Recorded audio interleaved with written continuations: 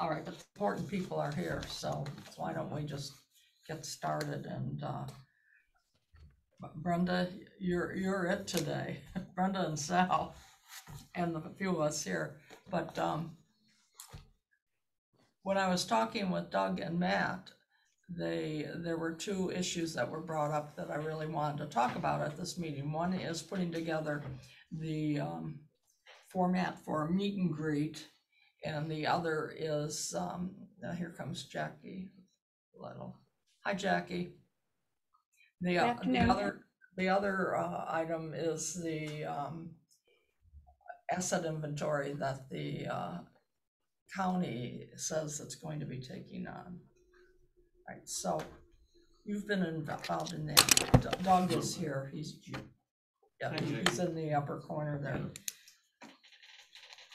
Has that actually gone through the Board of Supervisors? Do they have to give approval to do this? The inventory? It's my understanding that the committees that are involved with it at the county level, I believe, have approved it. Okay. I don't know that the full Board of Supervisors needs to approve it, but it is moving forward.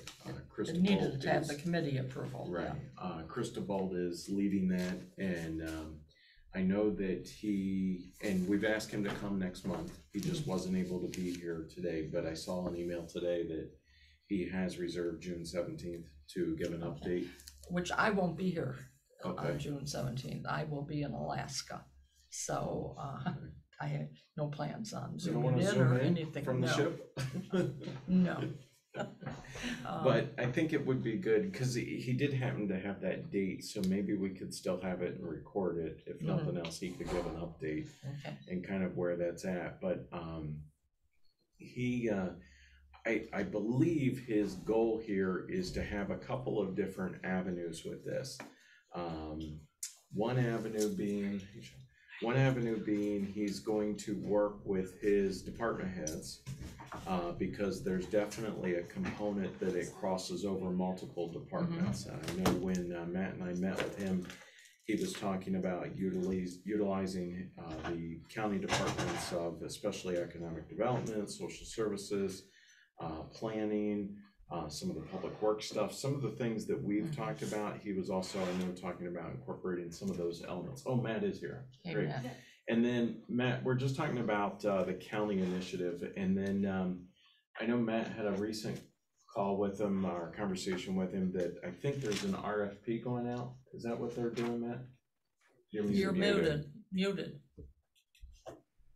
Gets you every Just time. A warning, I sound better when I'm muted.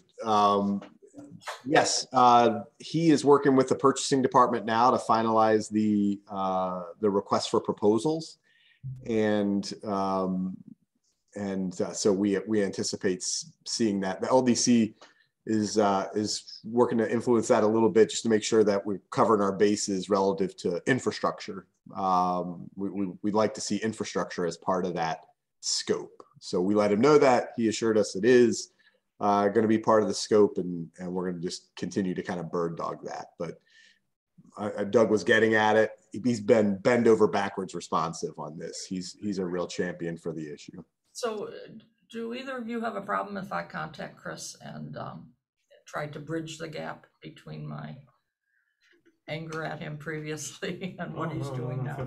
I think he also, Matt, I haven't heard him mention it lately, but I believe one of our first conversations with him, he also indicated that in addition to that avenue that he's working on with the internal aspect of there being like a representative from each of the 16 towns and 2 cities, another avenue to specifically look at the municipalities throughout the county. And I haven't heard any follow-up on that since and how that's going to play out. And that's what I really wanted to address. And yeah. I wanted to address that with the group today too, about, you know, we had a CIC meeting the other day, and Tom brought up that one of the things that we've accomplished with this committee is getting information out to people and just spreading as much information as possible. And I think it's really that's the crux of it. That's what we need to do. But the key people that we need to get the information out to are the town leaders, the individual town leaders. And that became apparent to me when I was talking with Pete Inglesby from the town of Farmington, that's critical. And I tried to talk to Jack Marin, but he is really very closed-minded about this particular subject, but that doesn't mean I'm going to stop trying. But if you know any of these community leaders, it's important to, just start a conversation about it. And well, the people that are here, they know quite a bit about it, and both Jackie and Brenda have experienced this in their work lives, and it's important that you let people know that there is a problem, and it's not confined to the city of Rochester. It is throughout New York State, throughout the country, and it's up to us to make people realize that. So two of the things we talked about last meeting was the county effort to do an asset inventory, and the other thing was putting together a meet and greet. And either Doug or Matt has information about meet and greet. Before you walk away from the county issue, just real quick, I think it's also important to know, Matt said it, Chris DeBolt, the administrator, has been wonderful. There's, I think, close to folks in the waiting room. There you go. Chris has been great to work with. He's also a town of Canandaigua resident. Yes, and I was just in another meeting with him yesterday, and he very much feels like the town of Canandaigua has the ability to help lead on many different issues, and is excited to be a town of Canandaigua resident, and openly said that to me. And so I love that he's there and that we can rely on him and use that as a resource, and looking forward to see where this goes. Well, and I also like the fact that he brought up the economic development area for the county, because they really do need to be involved in this. And both the IDA and the OCEDC have expressed their willingness to be involved, because both of them are heavily involved when they go to bring in new development into the county. So now that a new economic director has been hired, I actually feel kind of good about this new director, because I think because he's new at doing economic development, I think he'll be open to each avenue that is presented to him. So I see Matt just looking at me. Do you know Ryan Davis, Matt? I don't, but he's got a really strong reputation, and Yeah. sounds like we'll be in a good place. Yes, I think so too. So, the jury is out on it, but let's give him a chance to see what he can do. Anyway, so now can we go on to the meet and greet? Sorry, yes. It's all So- yours, guys. Well, I was just going to say, and Doug can certainly jump in here. Our conversation started to overlap with a LDC conversation. The LDC is in a similar boat. Like, we know there's a group of investors out there who are excited about Canandaigua. We know there are a group of landowners, and I think you all probably know a relatively small group of landowners who own a substantial amount of property in the area where we're trying to focus this kind of development, which is in the Uptown area. And so it's just about getting those two groups together. And certainly affordable housing is one topic in that conversation, but then just development generally, we think it would be important for these two groups of folks to meet each other. So what we did initially was kind of put a call out to the LDC board members to say, hey, which sites are we actually talking about here? So that we know the landowners to bring into the room. And so they've started to funnel those sites to us. There is some combing through that needs to be done, because I say this a lot, but in all those maps around you, only one person in the county has all those maps memorized, and that's Doug. And so every once in a while, people will say, hey, I think this is a great site for redevelopment, or a great site for housing. And Doug can list out all of the reasons that it's not feasible, whether it's infrastructure or the fact that it's in a farmland protection area or the like. They just drive by a big flat piece of ground and say, that's where we should put affordable housing. That makes a ton of sense. So what we're going to have to do is to take the sites that folks have identified and qualify them through John and Doug. To be fair, so these are sites in the city and town, since it's the LDC that's been brainstorming them. So you'll see you'd see sites owners from both areas. So as that, and if you have sites that you're interested in or that you'd like to know more about, definitely send those to Doug and myself. And then in the next couple of weeks, Doug, John, and I will sit down, parse through all the sites that have been recommended, shake out any sites that are not going to be feasible, and then try to set a date for an event like this. Do you have a group of developers that you're, do you have a list of developers that you're going to bring in to talk about these sites, or is that the next step? We haven't necessarily yet, right? I think that's Right. probably part of the next step, but there are certain developers involved with some of these properties Already. Yeah. Right. I'll say too, and I think this has happened since our last meeting, but certainly on that list now that we've had this conversation with Pathstone. Pretty excited about the capabilities of Pathstone in terms of real estate development, and we could definitely see a match there somewhere along the way. I think I know I bring it up, and I'm sorry I bring it up so much, but infrastructure, it just came up again. We had a planning public works meeting last Friday. We had county officials there, and we have this Edgemere project, theoretically, on Parkside Drive. And they made it clear that they're not going to allow that to happen because of a sewer line is flat and will have to be replaced.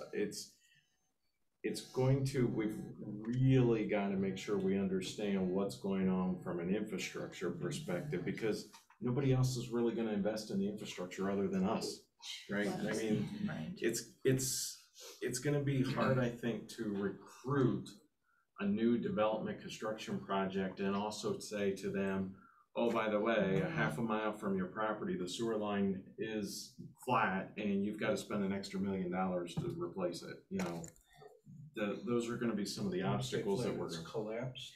It's not at the proper grade. It's not at the proper angle, so it's got to be replaced. So, I mean, we know some of that stuff, but it's like to start to address some of those issues. Is there grant money or CDBG or programs available to increase infrastructure viability? Yeah, so there are definitely grant programs, and those are some of the conversations that we even had on Friday. The other thing is we have a fair amount of flexibility as a municipality, as a town, to get creative. And so one of the things that I was even suggesting, we know we have an issue on County Road 28 where we have residents requesting sewer. We know we have this issue on Parkside Drive. We know that there's going to be increased development with Uptown Landing. Is there a way to bring, from a more macro perspective, look at that to bring more units together so it reduces the overall cost for the individual entity versus putting 100% of the burden on the developer? Because that's the model that Ontario County uses. The last one in pays the expense. So if you're a developer, you're coming along and you're going to build a 25 unit, you're going to put up one of Ryan's buildings with 25 units in it, and Ontario County says, okay, the sewer line's got to be replaced. I don't care that it's $1 million. They put all that burden on that developer, right? That's their model. That's the way that works. And that really becomes difficult, especially I think when you're talking about some affordable housing units. That becomes difficult because where's that cost go? It gets passed into that, right? It's no longer as affordable. Right. Isn't there where often some kind of incentive zoning would kick in? You give them, especially with affordable housing, give them more density, or it doesn't matter? So potentially, but that cost is still there, right? That cost is still passed on to the user, to the end user, unless the town either gets some grant money or uses ARPA money or whatever it has. So I think Brian was getting ready to say something. Oh, I would just second that. I think as a young developer, you know, our company being fairly new to development, it's been shocking how hard it is to get the perfect confluence of available land, proper zoning, utility access, and make those three things, you know, find them easily. They aren't found easily. And then when we think we have two of the three, you know, we find out that, you know, there is some major upgrade needed. And the only thing I'll say is that some of the towns that have been doing a lot more development over time that we've encountered, they, like Doug is saying, will just have a very clean cut per unit development fee that we know we're going to have to budget for. And that is precisely to prevent the last in pays all scenario. And when we can know that fee and know that it's there and budget for it, that's a whole other ballgame than finding out late into the project that something's going to have to happen. Now, the good news is for the town of Canandaigua specifically, I mean, the county, it sounds like they're looking at that overall. For the town of Canandaigua specifically, we have a sewer master plan, water master plan. We have a pretty good understanding. However, asterisk, asterisk, the water and sewer have to come from somewhere and go somewhere. And so that means it's got to go back into the city. It's got to go through all their connections to get back to the city treatment plant. And then are all those connections at the capacity that we need to get it back there? And then do we have the water? So that's where this county more holistic study that Matt's talking about, that's where that's so critical. It is, and you can understand that. So could this be a CDBG project where, you know, we make the case that we're trying to increase the volume of housing and keep rental at a reasonable rate by offering, you know, additional units in the community to try to hold that at bay. But getting all of these properties ready so that builders can come in and create additional housing. I would think that that would be fundable. Yeah, to some extent. Matt, you want to jump in on that? I was just going to say this. It's really interesting. Only in the last 8 months, I don't know what. I mean, I'm certain that COVID had something to do with this, and the timeline, the timing that it has taken to get the types of materials we're talking about to extend infrastructure. What people are finding is you start today just to get the pipe on site. Forget about the cost. We're talking about months and months and months and months just to get the materials that you need to get going. So the state has really turned its attention to what I'll call make ready improvements or capacity improvements. You know, the trick is from the time that the governor says it until the time it's in a program and you know administrable is you know sometimes a stretch. The CDBG program today, you know, we've had a couple of conversations with different representatives from that program, and they're kind of still they're a little bit stuck, and I don't mean negative to the administrators. They're working with federal program guidelines as best they can. We're kind of stuck in a place of you got to demonstrate the opportunity, right? So if a developer is saying, but for this sewer line, we can probably get a piece of that funded. But if we're saying we think that this is going to be an attractive site and the town's going to go nuts to market this site for affordable housing, the program administrators are likely to say, okay, great, call us when you have a prospect. That's my general statement there. But that said, everything is moving so quickly now with federal infrastructure dollars rolling in, and in a lot of ways, the state, or a lot of cases, the state is using these federal infrastructure dollars to pump up existing programs, which results in what I call the lowering of the funding line. So if you're a grants person, you know, like at some point the state draws a line and says, all right, everything that's scored above this line gets funded. Everything that's scored below this line does not. What these additional federal dollars are doing is pushing that funding line down so that projects that the state would have deemed less competitive, like capacity building projects, could become more fundable. But there's a lot of coulds and maybes and shoulds in there, but we know there's more resources on hand than there's ever been, and that the state is now recognizing that capacity building is the answer to a lot of supply chain problems. Long way of saying no, not yet. There's no state programs yet that fund that, but I got high confidence that there will be.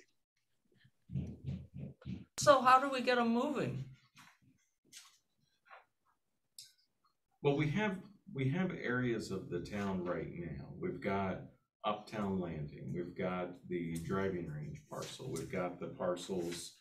Shauna's talking to developers all the time. The Fire Hall Road, both sides of Fire Hall Road, that already has quote unquote the water and sewer capacity available. One of the challenges with those is the real estate market is such that the costs have gone so extreme that I don't know how affordable it is anymore specifically, right? Setting aside this. So this is where incentive zoning would come into play. And I don't know why we don't look at this further. You know, you want to build a development of market rate houses. That's fine, we'll support you. But you need to include X number of affordable homes in that area. So let's and talk in about return, we'll give you something. So let's just talk that out for a second. So our form-based code area, we have generally said, all these maps that we have all the way around this room, there's a lot of natural resources and everything around the town of Canandaigua that we want to protect, and we want to funnel development to Uptown, generally speaking. Right. Let's just generalize for a second. So Karen, let's say now we're going to say, okay, you have to do so much affordable housing. That means we're going to take away their right under form-based code that we've just adopted, or change that to require them to now do something else in the form-based code. I'm fine with that. Right. Well, that's it. We've opened the door and tried to make it easy peasy, and then we're still hammering for more. But you both have mentioned incentive zoning. We actually, Shauna and I have been talking about incentive zoning. I think our incentive zoning code needs an update anyway. Maybe it's not specifically Uptown. Maybe we advance or have this conversation about incentive zoning and put a new clause in it that says maybe you can get some bonus density in exchange for affordable housing in an area as long as the town board approves it. Give it directly to the town board because they're the chief elected officials, right? Exactly. Let them make that decision. But maybe the use of incentive zoning in the SCR1 for some bonus density is okay if they do X number of percentage of affordable housing or something. Intermingled with market rate housing. Absolutely. Right. Yes. Where you can't Get see the citizen difference. outcry in Aesthetically. SCR. Exactly, aesthetically. Yeah. You know, that's the dilemma, the NIMBYs. Oh, It really seems that we should be looking to put affordable units in any project that's built. right, exactly. You know, that should be a starting criteria, as that a portion would be made available. It should be mixed income housing, you know? I agree, yes. Do you have examples of that where that's worked? Yeah, the city of Rochester has done that, where they gave parcels of land that were like zombie properties. Mm-hmm. And where are they? Where are they located? I don't know, in the city of Rochester. I just attended the briefing where they were informing everybody about the grant opportunity, but they incentivize their local builders with this property that is But, free you know, or as a next to resident of free. the town of Canandaigua, I don't want to be the city of Rochester either. So, you know what I mean? We Right, are but I this think the rural whole community. concept of making sure that, you know, there is a way for people who are lower income, whether they're seniors or whether they're, you know, single individuals that are working, there still needs to be some housing that they can afford to get into. And so if we make a requirement that whoever builds needs to have, you know, maybe 10% of their units have to be affordable.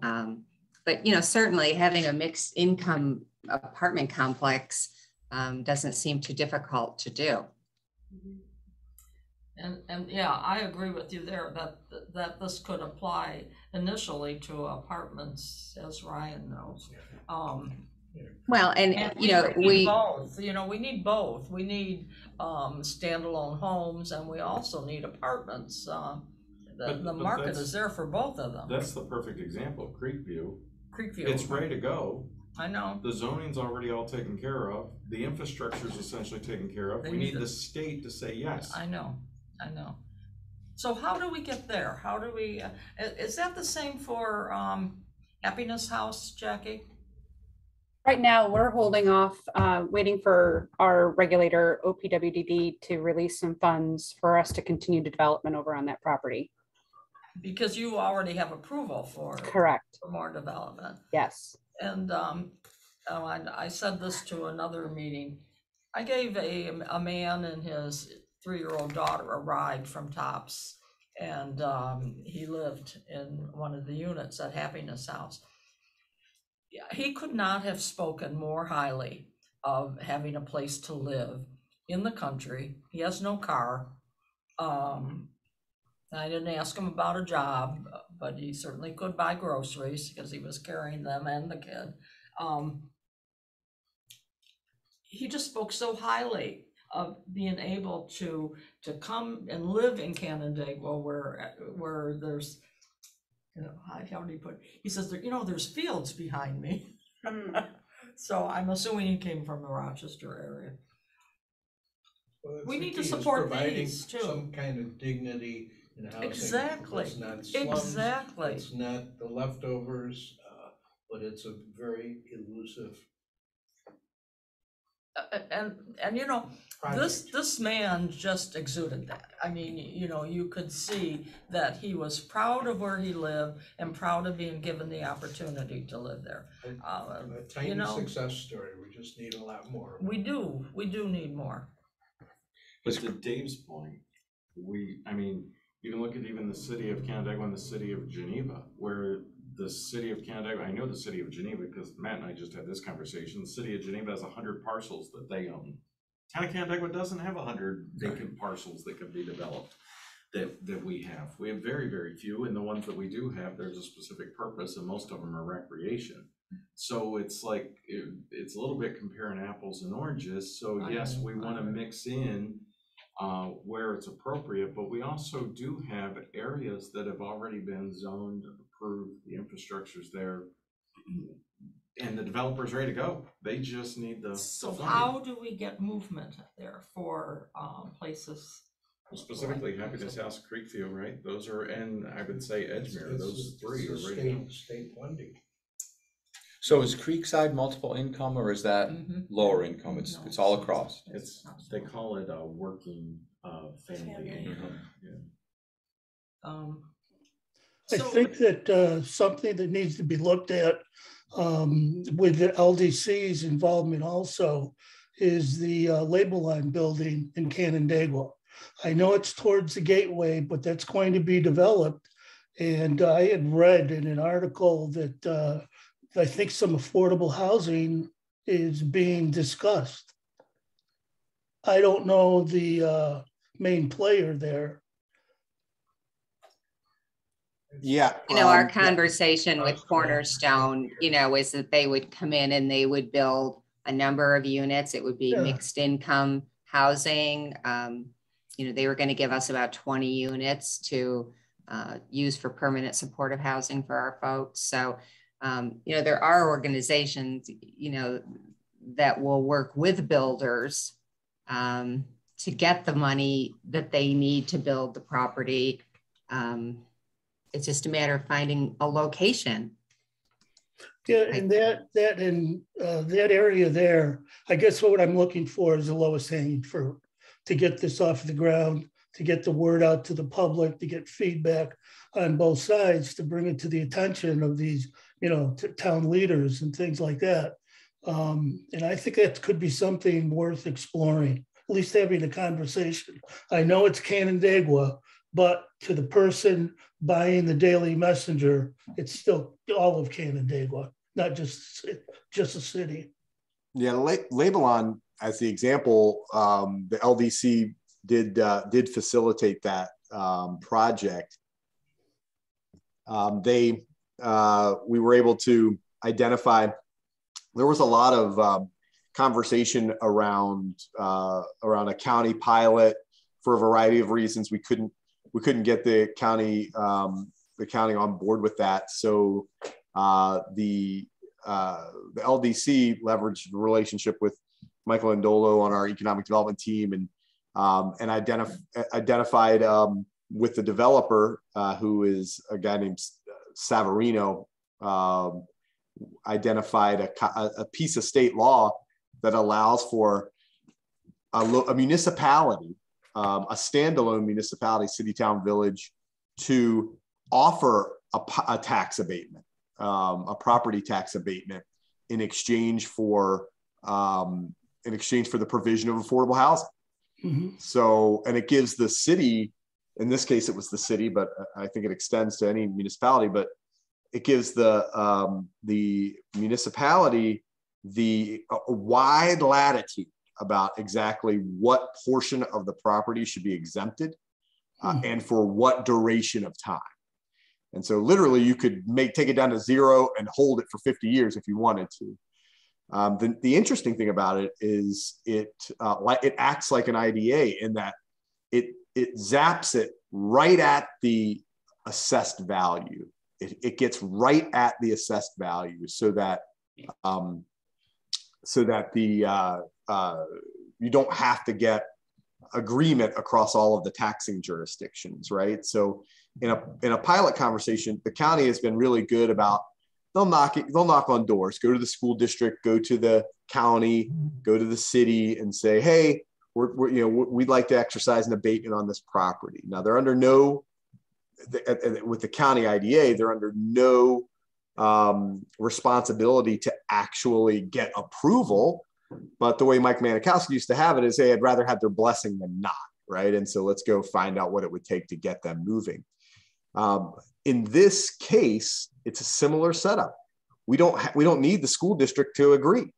It'd be nice, and we'd love to have their support for something like that. But the city council, in the case of Labelon, was able to actually adjust down the assessed value and hold it for a period of time. And what that did was affect all three taxing jurisdictions, county, city, school, fix the property tax payment at the current levels, which don't reflect any improvements. And then instead of the developer paying that money out to the jurisdictions, they put that money into improvements in the building so that they could move forward an affordable housing project. And that's Article 577 in the real property tax law, but it allows for the jurisdiction to offer that really strong abatement, which in the case of Labelon is quite valuable because Sal, I can't remember how many units it was, but it's 30 or so. Right. I've seen some upwards of 40, 43. Yeah.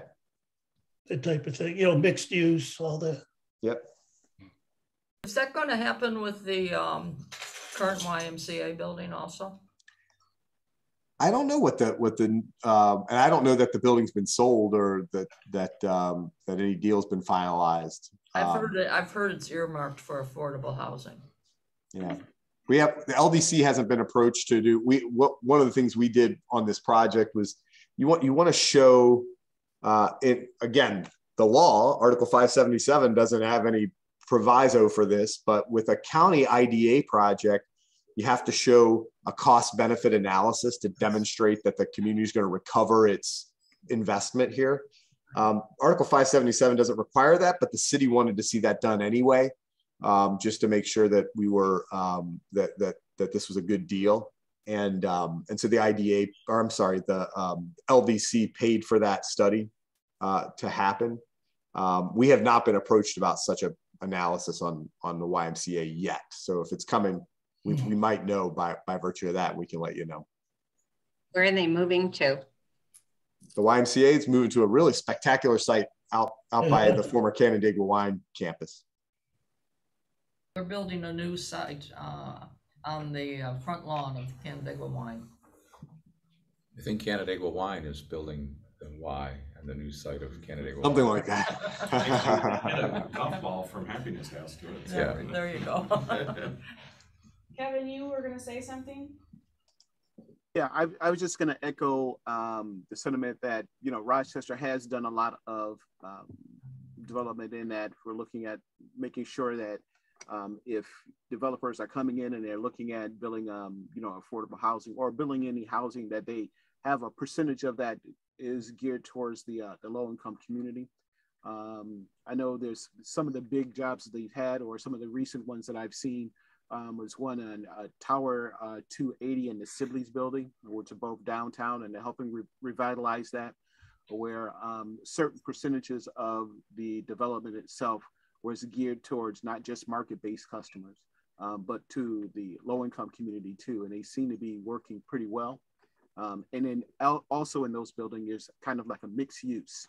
Not only do they have property that people are living in, but they do have other businesses and other things that are happening all inside that building. And they seem to be really attractive. A lot of people are on waiting lists. If anyone moves, they want to get in there. Mm-hmm. The market-based customers seem to be okay with it. And the LMI community definitely appreciate it too. It's kind of like Factory 243 in Canandaigua. And they have other buildings they're going to be working on. Is any of that intended to be affordable? I believe so. I think. Man, do you know? I thought part of it was. I don't think so. I don't know. So either. No? Yeah, I don't think so. No, it's. I think it's pretty high. That was It's short-sighted like of the city not to do that. What? The one that I know of is $2,100 a month. Actually, I know they have a $1,750 a month. So Yeah. must be I think smaller that's the units, too. cheapest. There's a couple buildings too that they're. But they also have, Apparently a delightful place to live, unbelievable. man, I'd move there in a heartbeat if everything was on one floor. I love it. We haven't really talked about it here today, but I think another affordable housing component that maybe is an opportunity for the town is the senior housing market. Mm-hmm. Because we have a population that is certainly geared towards that, and I know we've talked about this in some of our other groups. It just seems like if we were able to find some senior-related housing, affordable type of housing, that it may free up some homes for the new families that are already. So in attack town. affordable housing from the middle is what Yeah, I've right. been looking at. Is that's a good way to Right. do that, and Mhm. to get the people like myself that you know get out of our house and move somewhere else. You Mhm. know, Right. that makes great sense to me. Well, that's a proven thing that if you build more expensive housing, you free up more affordable Right. housing space. Right. Ferris Hills has got. I think one of the things we want to be careful of is that, you know, some of those older homes that are being, you know, sold need a lot of repair. And somebody who moves into it, who doesn't have a lot of money, doesn't have the money to do those repairs. Exactly. You know, that's kind of the reason that I'm here, to help those people who are facing those problems, and they're moving into a home and they may not know where to start. It's Exactly. really come there, help do an assessment of what is actually needed, what programs are out there available, so they can get those, you make those upgrades and make that investment in the home so it could be more affordable and comfortable for them. I think that's very important. to a family coming in, they need a person such as you or your agency to talk to. Almost, we had discussed it before, like a one-stop shop you could go into and find out what's what. Kevin, do the real estate agents know about your guys' programs when they sell a home like that, that might need more work, that the buyers may not be able to financially do the work that's needed?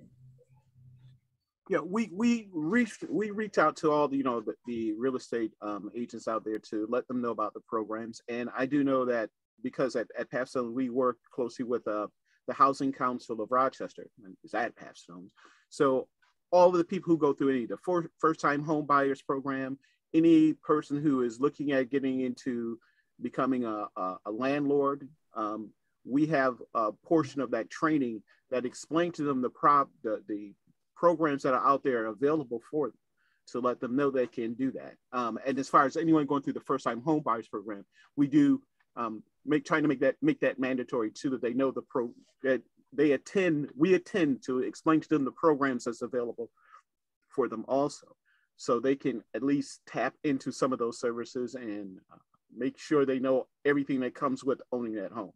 Mm-hmm. And because most of those first-time home buyer programs, I'm someone who's coming possibly from renting, it does, help make the overall picture more understandable of what they'll be facing as a homeowner, so we won't have them back, they won't have any foreclosures or anything else like that would happen with the homes too. In looking at affordable housing efforts, it's really important, from what I have read, that there be a management aspect of any affordable housing consortium, for lack of a better word. So if in fact Ontario County was able to establish an affordable housing effort, that they already say they have a consortium, but I don't think it's structured enough to actually oversee affordable housing throughout the county. And I think that is critical, because I know about the Pathstone effort. Pathstone, realtors know about Pathstone's programs. Bankers, mortgage brokers know about Pathstone's programs. And I know I went to a seminar about Pathstone's programs when I worked human resources. So human resource management, human resource departments, they know about that. So in order for us to be successful and we have a vision of what affordable housing should be. And Shauna just said it needs to be aesthetically valued in addition to being valued by the individuals who buy it. So that requires some sort of management capability to help people keep their homes. But by definition, we don't want affordable. We don't want someone to drive down the road and say, "Oh, there's affordable housing." We want it to look like everything else. We want it to look like your community. Right. We want it to look like Canandaigua looks now. Exactly. Right. We don't want to change it to be, some of the units that are right in our area. I mean, we don't want to redo that. That's right. Well, Ryan does that now, right? Ryan, your finishes, there's no downgrades. Everybody, right? Because of your one-stop shop manufacturing, you're able to do that. That's right. I don't want to downplay the challenges of developers. The most well-meaning developers are still having issues with material costs and interest rates. It's a bit of a double whammy. That said, when you do affordable housing, it, in my opinion, has more to do with the structure of the programs than the design and finish. There's no reason. So in other words, what I'm saying is, to get true affordability in today's cost environment, there has to be some sort of subsidy. And that is a change in my perspective, honestly, in just the past 6 months. That said, that doesn't mean that you can't incentivize developers to put some level of affordability in a market rate project. That's absolutely viable without subsidy. But when it comes to the appearance, yeah, there's no reason it needs to be identifiable as affordable. Well, and you don't want to create an area where, you know, it's all low income housing, you know, because then that keeps all of the low income community together. Yeah, that's right. That's right. Right. But when you look at the real estate market and you look at what's going on in the town of Canandaigua and even around Ontario County, and this is why I think that broader initiative of the county becomes important, you are hard pressed to find a house for sale in the town of Canandaigua under $100,000. I would say 200,000. It's almost all you can do to find under 200,000. That's Right. hard too. The average house in the town of Canandaigua is 300,000. And they open the bids on Friday Yes. at 5 o'clock, and Yes. someone walks away with it uninspected. Right. So, For 50 grand. but Right. that's not to say that you can't buy a house for under $100,000 in Ontario County. Mhm. It just may not be the town of Canandaigua. So, what are we trying to do? Do we want under $100,000 houses in the town of Canandaigua? Is that our goal here? I don't know. I'm just I asking the don't think they can question. exist. I think that that's very, very difficult for that to exist. When it comes to standalone homes, I honestly don't think it's possible without some sort of subsidy. But certainly there are apartments that can be a mixed From a rental use. side. you're From talking the about. rental side. And from what I have seen, the biggest market is the rental market. Because I think The biggest market in sides. today's real estate market is the rental market? In the need for housing, affordable housing, for worker housing. And it doesn't, not just worker. How many apartments in, what's the one by the hospital? Amex? Yeah. Have seniors living in them? Many. Many, yes. And they're not really considered like a affordable, retirement. but I know seniors who live there who are struggling with the rent there. And I know seniors who are living at Candlewood, is that the one on Masson Road? Who have moved out because their rent has gone up. And the same for Centerpoint. And the same way with Centerpoint, now that their rent has gone up. So you have young people who are still mobile and are not sure of where they're going to stay, who are in the, say, $20 an hour salary range, who need affordable housing. And you have seniors who are living on their IRA that is, you know, hitting the bottom of the bucket right now, along with their Social Security, who need affordable housing. That's And where I both go of back those to that. elements need rental housing. That's where I go back to that, Karen, because we did a whole feasibility study. It was called the Middle Cheshire Road and Healthcare Corridor feasibility study. And it included that whole area, because then what else, in addition to the housing, do the seniors need? They want to be near the doctors. They want to be a quality of life where they can walk, they can get to the hospital, all those types of things. We have raw land in the area around the hospital in the town of Canandaigua. We can work with Quail Summit.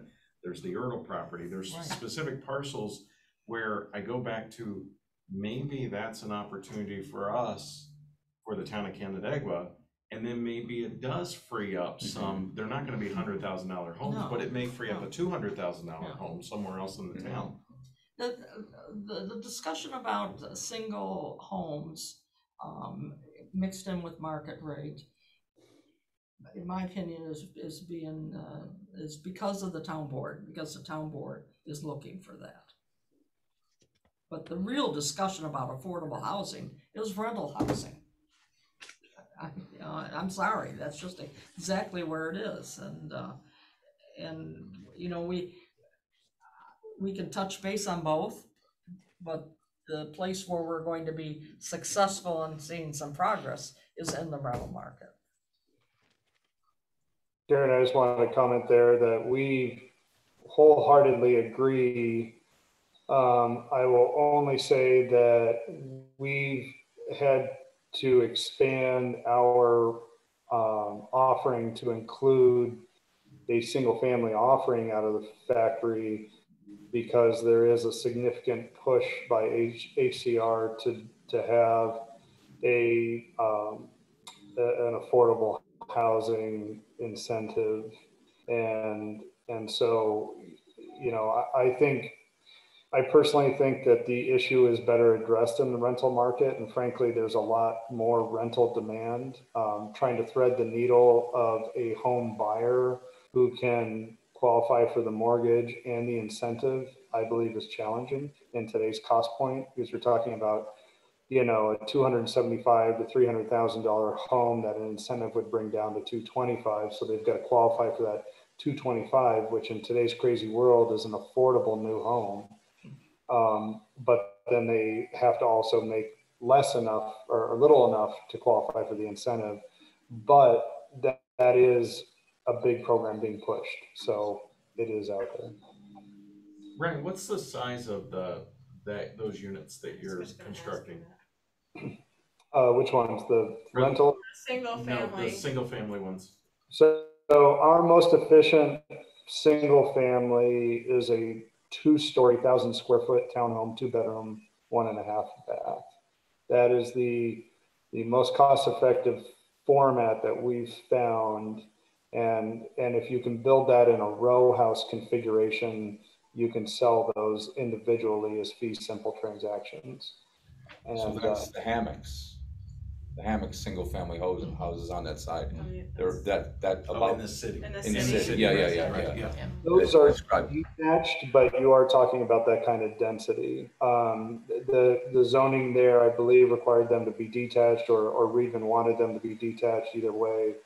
And so what we're talking about is similar to that, but if you really want to get your maximum square footage for the dollar and still be able to be sold as fee simple, it's a row house.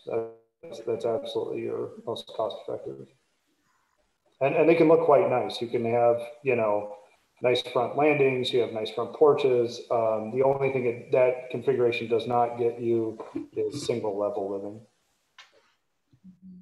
Can I ask a question with that? With that particular house, the costs associated with that house, is that still going to get the low income community will be able to still afford that or not? I mean, I think it could be with incentive. I think you could get the cost of that row house down after incentive into the 150 range. And, you know, with our product, our focus is certainly reducing the cost of ownership, you know, not having utilities and having lower maintenance costs by using, say, metal siding instead of vinyl. But, you know, I say use that 150 with caution because a lot of things have to fall into line, especially on the site. You know, you talk about Firehouse Road. My dream scenario would be to run, you know, row houses down a road like Firehouse Road where the utilities are already right there and we're just doing taps. I mean, that cuts 50 grand off of site development cost per home. You know, we keep bouncing back and forth between rentals and homes and home ownership on there. I think we need to, you know, walk away like with a focus in mind. What should it be? Should it be rentals? Are we looking single family? It just seems like there's such a confusing mix that I'm hearing. But I think it has to be both. I don't think you want to do one or the other. Why would you choose to do one or the other and not try to incorporate both? Great question. Yeah, that's why I asked the question, so I could hear what you had to say. I think you can choose to promote the rental aspect of it, but in the process, be open to hearing ideas about the single family.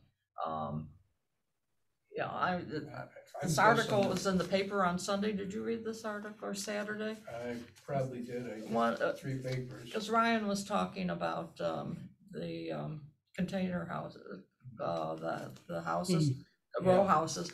And so this talked about tiny homes, but also talked about container homes. And they're planning a 64 unit apartment complex in Cleveland that could break ground this year. And it's a shipping container project.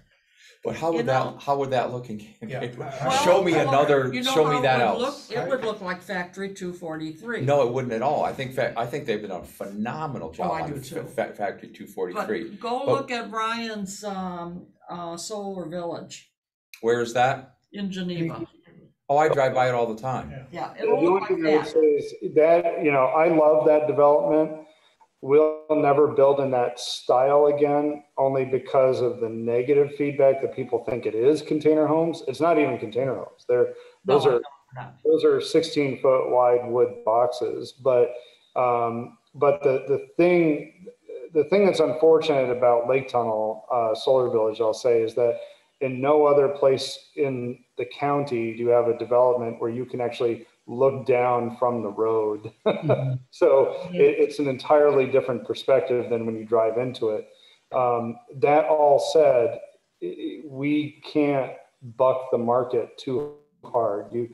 You know, all of our row house designs now are something that you could see on the South Main Street in Geneva, or on, you know, Gibson Street. You know, they're in Canandaigua. They're all things that, you know, are more traditional architecture, front porches, and you know, you can't.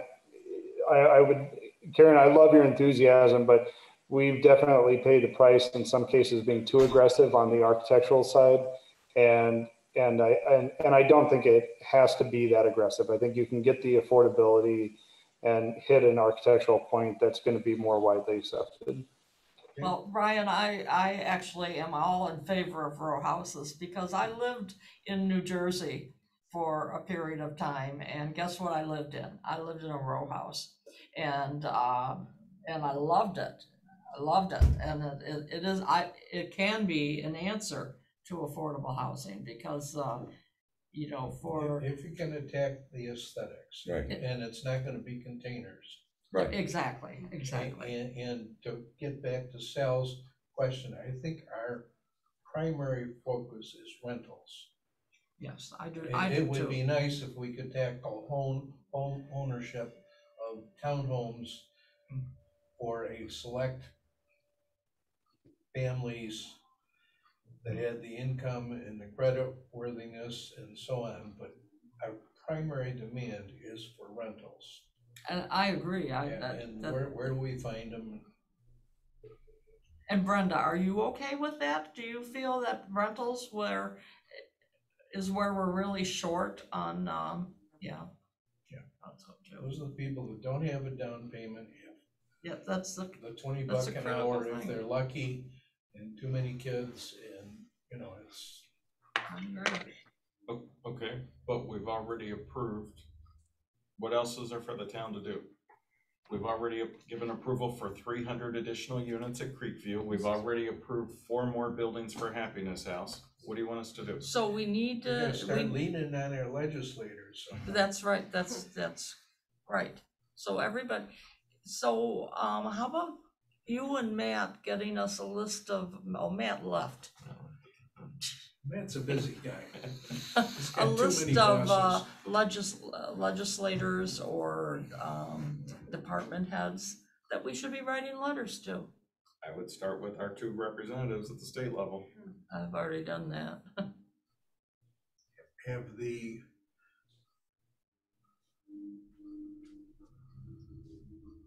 other municipalities done the same thing in Ontario County? You know, it is squeaky wheel. It is, but the other thing that I think I may have even mentioned this before, and it's something we need to be cognizant of. We actually are in a very fortunate situation where we've got Creekview, we have Happiness House, we have Edgemere. They're already here in the town of Canandaigua, and they're competing with each other for the same exact dollar. And what the state says to me is it can't all go to Canandaigua. And my response is, well, we're doing something, you know, so send it towards us. And we don't have any problem with occupancy. Right. We can fill them. But no one would have any problem with occupancy Right. now. I mean, it's a crazy real estate environment right now. So So are we at this point now where we need to schedule an opportunity for builders to come in and hear about the sites that are available and, you know, start to get the ball rolling if someone is interested in starting a project here?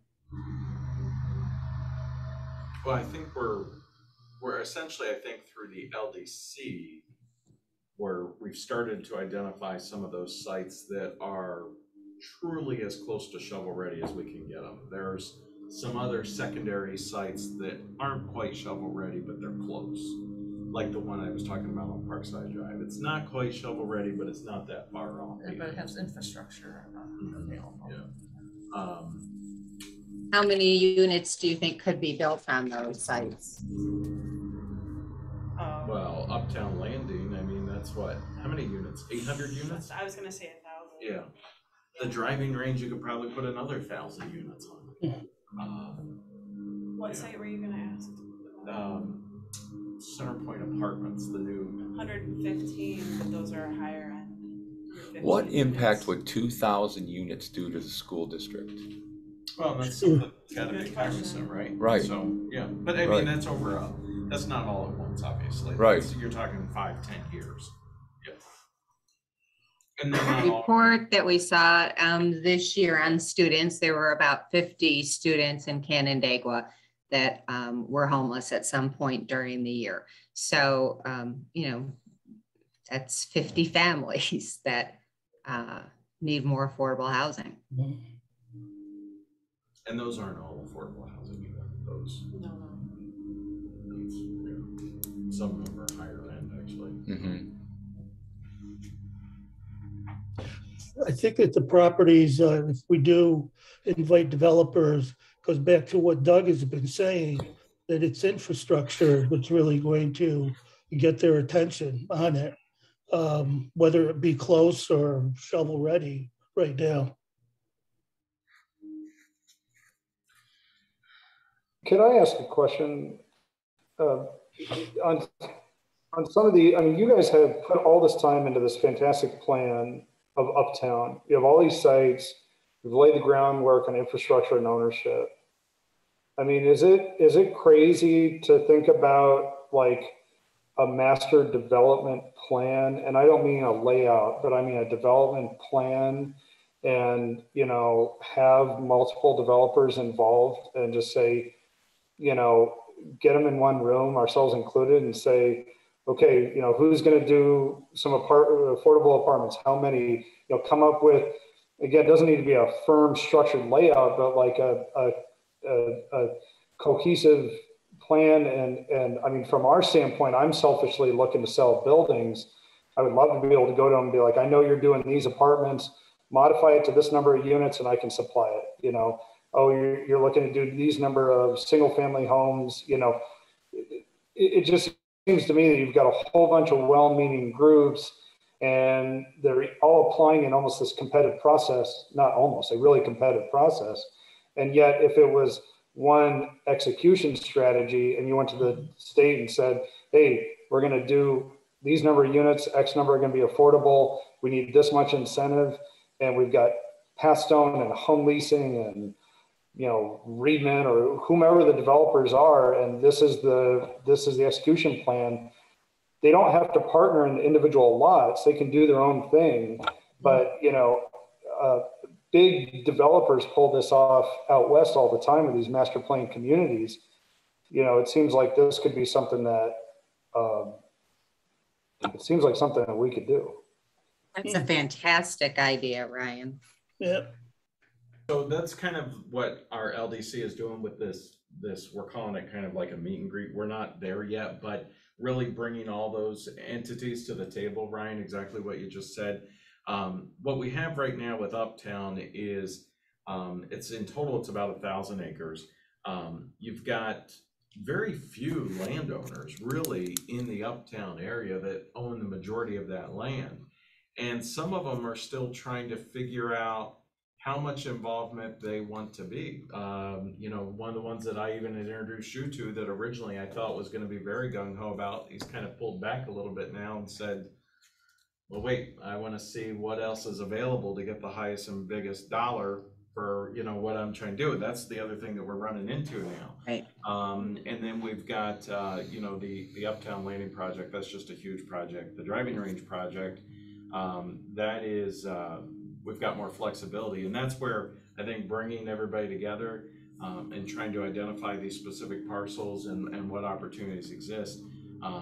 I think we're almost there, but that's exactly where we kind of started this meeting with this LDC kind of meet and greet, talking about that. I think it's desperately needed to bring everybody together and really understand that. So. Could we put together some sort of diagram of Uptown with what we envision could possibly take place? Is that? Well, so we don't want to tell the landowners what they can and can't do specifically with their property, but we have the feasibility study, which already outlines, and we're starting to get concept plans on these properties. And those are the numbers that Sean and I are throwing around, that as we get these concept plans, we have that. I think it may be beneficial, maybe at a future meeting for this group, just to even review some of the concept plans that we've already received, so you have a better understanding of what some of the stuff is that we're talking about. So, but it would be delightful to have, we talk about whole parcel planning, where somebody, some planner came in and said, well, drop this there and this there, and there's an entertainment center here. And but we've kind of already done that with the Uptown study and the form-based code. It'd be delightful if we could just engineer it for the developer. Build the magic city like they again they do out west, like Columbia, Maryland, old communities.